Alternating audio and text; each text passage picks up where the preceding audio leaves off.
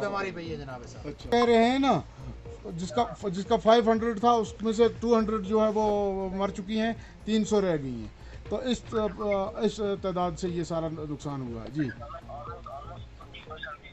हाँ हाँ बिल्कुल, हाँ ये सामने सब लोग देख रहे हैं, ये कह रहे हैं जी। हाँ जी, मरा हुआ जो है वो तो ज़ाया हो गया, वो तो खत्म हो जाता है। तो जिंदा जो है वो तो आप देख सकते हैं, जहाँ जहाँ ये बैकों में है वहाँ देख सकते हो जी। हाँ हाँ, उस तरह के लोगों से बात हो सकती है, उस तरह के लोग।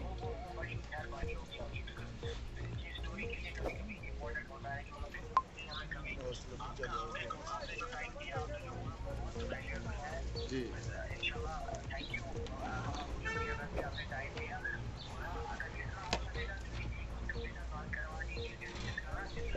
देखिए, जैसे कि ये रिकाउंटिंग अदालत आलिया की तरफ से तीसरी मरतबा एक ऑर्डर आया, उस ऑर्डर के मुताबिक ये रिकाउंटिंग की गई। तो उस रिकाउंटिंग के दौरान भी पहले से 4 वोट और इजाफा हो गया। 61 से पहले जीत हुई थी और इस बार 65 से दोबारा जीत हुई है। तो हम शुक्र अल्लाह ताला का करते हैं। और हमारी तो जीत तो रिकाउंटिंग जब पहली दूसरी मरतबा हुई थी, जीत तो उसी वक्त दर्ज हो गई थी, मगर कुछ जालिम लोगों ने, कुछ ऐसे लोगों ने ये मामला उलझा के रखा था। ये केस अदालत हाई कोर्ट में ले गए, तो हाई कोर्ट का भी वक्त ज़ाया किया और इस इलाके की गरीब आवाम का वक्त भी ज़ाया किया। और ये इतना टाइम के बाद ये रिकाउंटिंग, साल के बाद ये दोबारा रिकाउंटिंग, तीसरी मरतबा ये रिकाउंटिंग हो गई।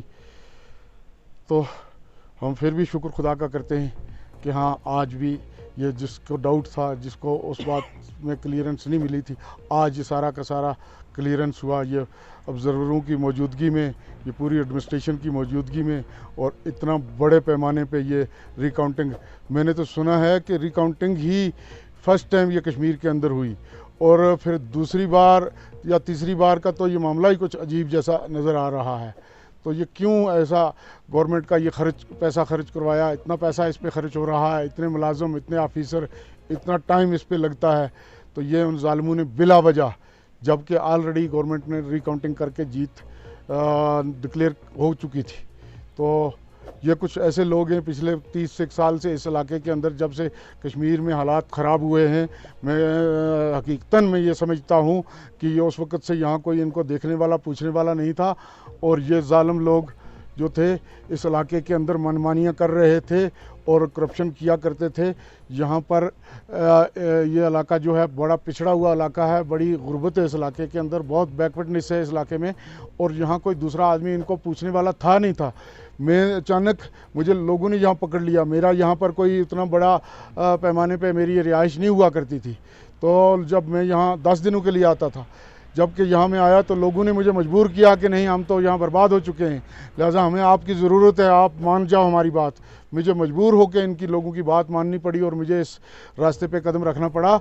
और जब से मैं हूँ, इन लोगों को सबको तकलीफ़ हो चुकी है। जितनी भी यहाँ पर पार्टियाँ थीं, ये सब पार्टियाँ भी मेरे मुखालिफ थीं। ये गुपकार अलायंस, कांग्रेस, पीडीपी और जो थे अपनी पार्टी, सब लोग जितने थे ये मेरे मुखालिफ थे। हम इंडिपेंडेंट थे और आवाम ने मेरा साथ दिया, और मैंने भी उस दिन से इरादा बना लिया कि मैं अब यहाँ इसी आवाम के साथ बैठूंगा और मेरे से भी जितना हो पाएगा, बन पाएगा, मैं इस आवाम की खिदमत करूँगा जी। के साथ पिछले जब से मैं इस रास्ते पे चला हूँ, 2 साल से हम इस ट्राइबल कम्युनिटी के बारे में जितने भी इन लोगों के मामलात थे, जितने भी इनके हकूक़ की बात थी, ये सरकार तक हमें पहुँचाई है। और सरकार ने बहुत सारे डिसीजन लिए भी हैं, मैं नहीं कहूँगा, बहुत सारे डिसीजन, बहुत अच्छे डिसीजन लिए हैं इस कम्युनिटी के लिए। जहाँ तक रहा सवाल कि इस मरतबा जो नुकसानात हो रहा है, जो कोई बीमारी माल में इस मरतबा आई है, उस पर अभी कोई कंट्रोल नहीं हो पाया। बहुत लोगों का उसमें माल ज़ाया हो चुका है, बड़े पैमाने पे माल ज़ाया हो गया, पूरे फ्लाग जो थे वो खाली हो चुके हैं। और इस वक्त भी ये लोग आप देख रहे हो मेरे पास आए हुए हैं, तो इलाका वार्डवन से दूर दराज इलाके से आए हुए, मड़वा से आए हैं, इंशन से आए हैं, सुकनई से आए हैं, पीछे सही नाला से आए हैं।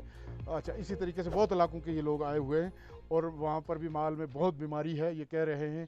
तो मैं चाहूँगा कि हाँ, इन लोगों को कंपनसेशन मिलना चाहिए, पॉलिसी कुछ ऐसी बननी चाहिए कि इन लोगों को और जैसे कि इंश्योर्स किया जाए, इनका माल का जो है वो इंश्योर्स किया जाए और इनके माल को अगर नुकसान होता है तो इनको प्रॉपर मुआवजा मिले। जिस तरीके से इस वक्त खेतों का इंश्योर्स किया जाता है, ज़मीनों के अंदर जो फसल लगती है उसका भी इंश्योर्स हो रहा है। तो ये माल मवेशी तो एक बड़ी कीमती चीज़ है, तो लिहाजा इसका भी एक इंश्योरेंस पॉलिसी बननी चाहिए और इस माल मवेशी को उस दायरे के अंदर लाने की ज़रूरत है। सरकार ने इस कम्युनिटी के लिए बड़े अच्छे अच्छे फ़ैसले किए हैं। जो भी मैंने गवर्नमेंट से डिमांड की थी तो वो मेरी डिमांड जो है उन पर अमल हुआ है। जैसे कि मैं बताऊं कि मैंने हमारे लोगों को जितना वक्त ज़ाया होता है और इतना माल रास्ते में मर जाता है और बड़ी दिक्कत है, और इनको ना सड़क चाहिए, ना बिजली चाहिए, ना पानी चाहिए, जंगलों में पहाड़ों में रहते हैं। और अगर गवर्नमेंट ऑफ इंडिया को देखें तो उसने इनके लिए बहुत बड़े पैमाने पे रिजर्वेशन और वो हकूक़ दिए हैं, तो इनका क्या बेनिफिट है उस चीज़ का? कोई बेनिफिट नहीं है। अलबत्ता एक इनको दिया जाए, ट्रांसपोर्ट की सहूलियात दी जाए इनके लिए, वहाँ से गाड़ियाँ दस्तयाब हों, जहाँ तक ये जाना चाहें वो सरकारी गाड़ियाँ होनी चाहिए इनके लिए। वो इस मरतबा गवर्नमेंट ने इनको वो गाड़ियाँ दी हैं। थोड़ा देरी से शुरू हुआ मगर हुआ इस बार। इसी तरीके से एक जम्मू के अंदर कन्वेंशन हुई थी ट्राइबल की, तो उसमें हमारे एलजी जनाब मनोज सिन्हा साहब ने वहाँ पर बहुत सारी बातें हुई, बहुत सारे लोगों ने अपनी मुश्किलात बताई कि दूर दराज इलाकों के अंदर पहाड़ों में हमारे लोग बीमार होते हैं तो कीमती जानें ज़ाया हो जाती हैं जिसका कोई इलाज नहीं हो, मौके तक वो पहुंच नहीं पाते डॉक्टर तक वहाँ तक।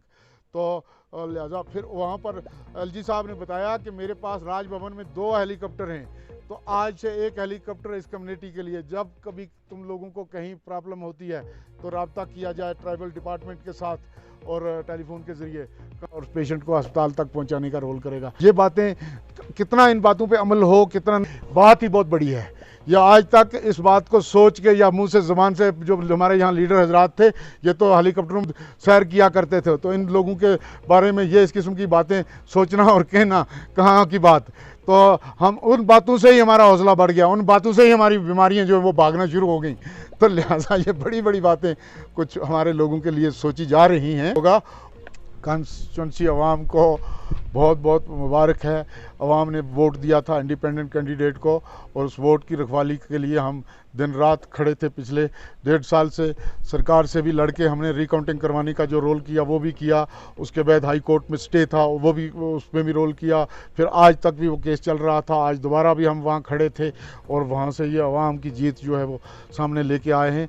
मेरी तरफ से अवाम को बहुत बहुत मुबारक, इस इलाके की अवाम को, सारे इलाके की अवाम को। और यह है कि हम सबको इकट्ठे होना है और इस जुल्म के साथ एक जहाद है। मैं कोई सियासी आदमी नहीं हूँ, मैं एक आम वर्कर हूँ, मैं एक आम आदमी हूँ, मैं इस अवाम में से एक आदमी हूँ। मैं चाहूँगा कि मेरा जो वक्त है ये इस अवाम के साथ गुजरे और यहाँ जो करप्शन है, यहाँ जो बर्बादी है, जहाँ जो आज तक तबाही हुई है, तो कुछ ना कुछ थोड़ा बहुत हम इसमें रोल कर पाएँ। मेरा मकसद ज़िंदगी का वो ये है जी है। उस बारे में मेरी आवाम जो फैसला करेगी। मैंने अपने लोगों के साथ जहाँ भी बैठे हैं, जहाँ मीटिंग हुई है, तो वो इस तरह से बात हुई है कि जो आवाम का फ़ैसला होगा मेरा वही फ़ैसला। मेरे साथ हर जमात का से लोग आ रहे हैं, मेरे साथ कांग्रेस के लोग आ रहे हैं बड़े पैमाने पे, मेरे साथ एनसी पार्टी के लोग आ रहे हैं, मेरे साथ पीडीपी पार्टी के लोग आ रहे हैं। मैं सबको बिठाऊंगा, सबको इकट्ठे करूंगा, चाहे 1 दिन लगे, चाहे 2 दिन लगे, ठीक ठाक तरीके से हम कन्वेंशन करेंगे और उसमें जो फैसला आवाम करेगी, जिस तरह को आवाम जो कहेगी, मैं उस फैसले के साथ जाने वाला हूं। मेरा पर्सनल किसी पार्टी के साथ कोई, जब से मैं इंडिपेंडेंट हुआ हूं तब से कोई लेना देना किसी जमात के साथ नहीं है। मेरा था नेशनल कॉन्फ्रेंस के साथ था, मैंने ज़िंदगी नेशनल कॉन्फ्रेंस के साथ दी थी, मैंने 30 साल गुजारे थे नेशनल कॉन्फ्रेंस के साथ, मगर लास्ट में मेरे को धोखा मिला। लास्ट के दिन रात के 12 बजे मेरे से साथ धोखा किया गया, कहा कि आपका मैंडेट कैंसिल है, और चोरों की तरह लोगों को कहते हैं वच्चे नेरियो, इसके घर से वच्चे नेरियो, तो क्या चुकरन ये थी मैंडेट को कैंसिल। मैं तो है क्या इसको मैं मैंडेट कैंसिल, मैं क्या कागज चंदस मस दफन ना ये गो पिठी कैंसिल। मैंने फ़ोन किया, मैंने बात की, डॉक्टर साहब से फ़ोन करने की कोशिश की, नहीं फ़ोन लगा, सागर साहब से की, नहीं लगा, नासिर सोगामी से मेरी बात हुई, कहता हाँ नहीं ये आपके लिए छोटा है, आपको कुछ बढ़ा देंगे। मैंने कहा क्या कहते हो, इस वक्त हज़ारों लोग मेरे पास बैठे हैं, तो तुम मुझे को धोखा देकर रात के 12 बजे ये ऐसा कर रहे हो, बड़ा अफसोस है। मैंने तो कभी कुछ आपसे हासिल नहीं किया, मैंने तो ज़िंदगी दी थी इस जमात को, मैंने तो सब कुछ किया था जमात के लिए। तो आपने अफसोस एक छोटा सा बोल के मामला देख के तो आपने वो नहीं मुझे दे पाए, धोखा कर दिया मेरे साथ। तो लिहाजा फिर बाद में फारूक अब्दुल्ला साहब मुबारक करते हैं और वो कहते हैं कि देखो ना, ये लोग कह रहे थे कि इसका तो यहाँ कुछ भी नहीं है, तो देखो आपको कैसे अल्लाह ने जिता दिया। मैंने कहा हाँ बिल्कुल अल्लाह ने जिता लिया, मगर आपने भी नहीं पहचाना मुझे कि हाँ मैं भी अगर तुम्हारे पीछे पीछे चल रहा हूँ इतने 30 साल से, तो मेरी कोई वैल्यू नहीं थी। अगर छोटा सा एक मैंडेट दे दिया था, हार जीत तो अल्लाह के हाथ होती है, तो कम से कम भरोसा तो करना था। तो लिहाजा ये बातें हैं, मेरा जो फैसला मेरी आवाम करेगी, मैं उस फैसले के साथ प्रोफुट कर दिए। कसाई को बुला के वो सारे के सारे शीप्स गोट्स वो सारे के सारे डिग्री कर दिए। इस तरह की भी रिपोर्ट मेरे पास है। अभी यहाँ ये मीडिया के लोग भी मेरे पास आए हैं, बहुत सारे इनके पास चैनल की ये मेरे सामने वो पड़े हुए माइक्स पड़े हुए, ये भी रिकॉर्डिंग कर रहे हैं ये हमारी बातें। तो हकीकत जो है कि इस मरतबा कुछ चेंज है, तब्दीली है जी।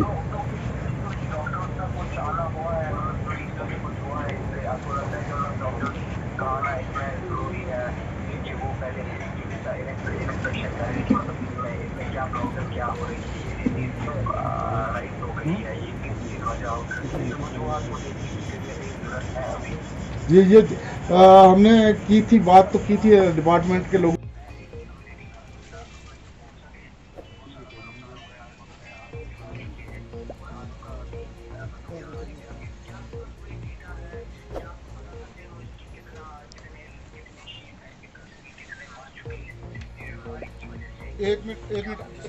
एक मिनट होल्ड रखेंगे आप, मैं अभी इनसे कंफर्म करता हूँ। हाँ भाई दसो, बोलो कीर रही है मार की सूरत हाल रही है, कितना मार बहुत मार के जनाब तंड खाली हो हर एक तरह की कम से कम भी 50 नग, कम से कम ऐसी बीमारी पई है जनाब। अच्छा कह रहे हैं ना, जिसका 500 था उसमें से 200 जो है वो मर चुकी हैं, 300 रह गई हैं। तो इस तादाद से ये सारा नुकसान हुआ है जी। हाँ हाँ बिल्कुल, हाँ ये सामने सब लोग देख रहे हैं, ये कह रहे हैं जी। हाँ जी, मरा हुआ जो है वो तो ज़ाया हो गया, वो तो खत्म हो जाता है। तो जिंदा जो है वो तो आप देख सकते हैं, जहाँ जहाँ ये बैकों में है वहाँ देख सकते हो जी। हाँ हाँ, उस तरह के लोगों से बात हो सकती है, उस तरह के लोग